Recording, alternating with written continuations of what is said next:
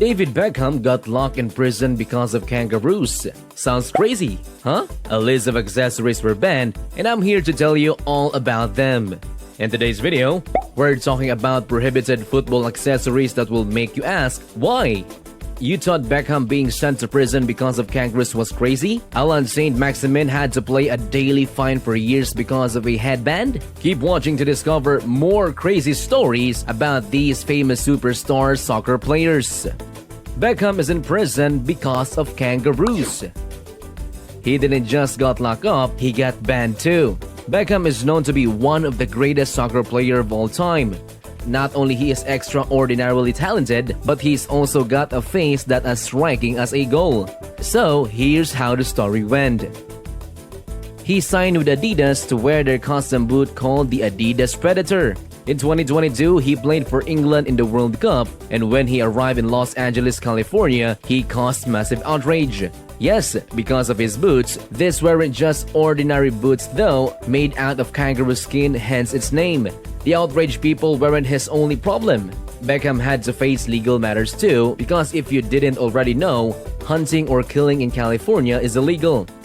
Beckham had to stay in prison for 6 months or pay the $5,000 fine. Who would rather be in jail in 6 months? And with Beckham's net worth, it wasn't a problem for him to switch the boots and pay the fine. Fair enough, the issue died down as quickly as it started. Alan Saint-Maximin paid a hefty sum for wearing a headband. In 2018, Alan played for Nice, known for his fashion sense. He turned head for his drop, but this time, he had to pay a fine. Alan signed a deal with Puma and agreed he wouldn't wear any other brand. He must not have read the fine or didn't care much about it because he came out of the match against Burdocks wearing a Gucci headband. The French soccer authorities didn't appreciate it because branded headbands aren't allowed. Alan found a way through it using white tape covering the Gucci logo. You'd think that's the end, but he continued to wear the headband in every practice. I guess Alan didn't care about paying a fine of $100 every day. Don't forget to subscribe, hit the like button and the notification bell to stay updated on our daily videos. The Nike kit made for Brazil was banned. Brazil hosted the 2014 World Cup and they wanted to look great for the biggest tournament in the world. What better than to do this than with Nike? So they hit up Nike and their lack or lack of thereof, I suppose, things didn't go well as planned. What are the first 2 colors you think of when thinking of the Brazilian national team? There are only 2 correct answers and this should be a piece of cake if you're a true fan. You got that right, green and yellow. These 2 colors are seen in the flag of Brazil, so it would only make sense if Nike made something out of those 2 colors, right? But no, Nike wanted different. Unfortunately, the fans weren't on the same page with them on this one. Nike announced a kit that was, as fans called it, complete garbage. They made it in all black with the logo of Brazil printed on the left sleeve and Brazil right on the front with 5 stars under the team name to symbolize all their 5 World Cup wins. The players approved of the design because they loved it. Although, since the fan hated it and would like it better if they went for the iconic green and yellow for the home game and blue for the away games, the black Nike kit was banned. Next on the list was the face of this campaign for the black Nike kit. Neymar caused one of the biggest companies in the world to lose billions of dollars. Sony dropped their new pair of headphones during the 2014 World Cup as well. Knowing that they would get a lot of exposure in the campaign, they gave FIFA $280 million to make their headphones the only ones authorized to be worn in the tournament. Every player got free Sony headphones to be seen wearing during the entire World Cup. The players gave the headphones a go as instructed but didn't seem to like them. One person said they'd rather listen to music on an old radio speaker. So safe to say, Sony probably didn't do an excellent job on these headphones.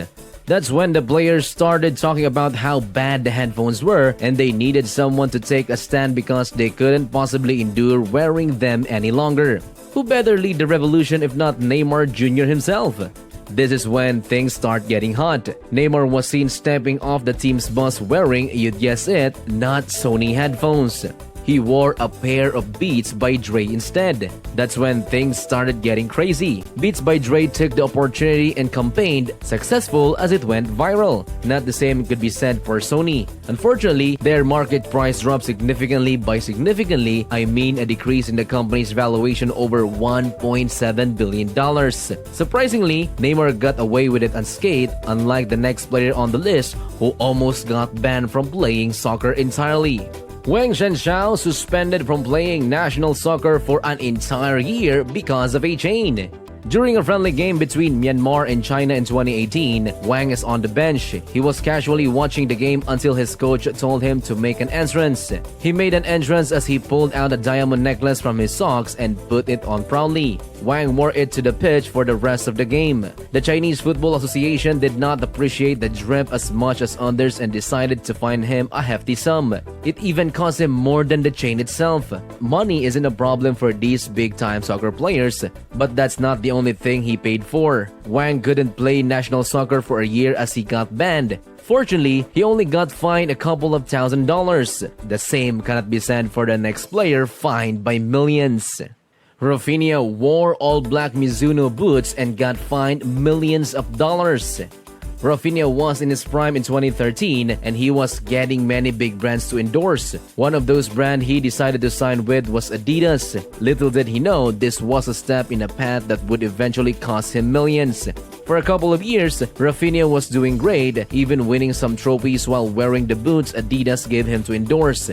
That is until he started to get serious injury, so he played less, which meant less exposure for the shoes. Rafinha felt like he was thrown under the bus by Adidas since he started getting severe injuries. His contract with Adidas was nearing to its end, but he couldn't hold it off for after he decided never to wear Adidas again. After regaining his strength, he was seen back on the field but instead in all-black Mizuno boots. Adidas put a hidden clause in his contract saying they could extend it for 5 years without his approval because Rafinha wore the Mizuno boots, which counted for a breach of the contract. You'd think Adidas would have stopped Rafinha immediately, but they chose to play the long game and let him violate the terms and conditions on the contract even more. Why they do this? You ask. They decided to sue him because they wanted to get the most out of Rafinha. This cost Rafinha over $1 million in damages. The last player on the list is Jules Koundé. In the match of France against Poland, the first 41 minutes went by smoothly until the referee noticed something shining on Koundé's neck. He blew his whistle and paused the game. He went closer to Koundé and saw him wearing a diamond necklace. The players are allowed to have jewelry on the pre-game warm-up or when they're just on the bench, but Koundé knew the players weren't allowed to wear a jewelry on the pitch for safety reasons. His manager Didier Deschamps was, well, annoyed would be understatement. Infuriated might just be a more fitting word for it. Deschamps says that he has no idea what's going on through Koundé's head at that time, why he didn't think of removing the necklace. Although he did also mention that he knows Koundé wears the same one during training and is suspicious about it, Deschamps doesn't know exactly what it means for Koundé or its sentimental value. But if Koundé is willing to get fined for it, then it might just be that special to him. Luckily for Koundé, Deschamps was around during that time, or who knows what would have happened. After the incident, Deschamps had no other choice but to ban any kind of jewelry for the entire team, even during training or on the bench. That's it for today. Don't forget to give us a thumbs up below, subscribe, and hit that notification bell. We post videos every week, so stay notified. Thanks for tuning in. See you in the following video.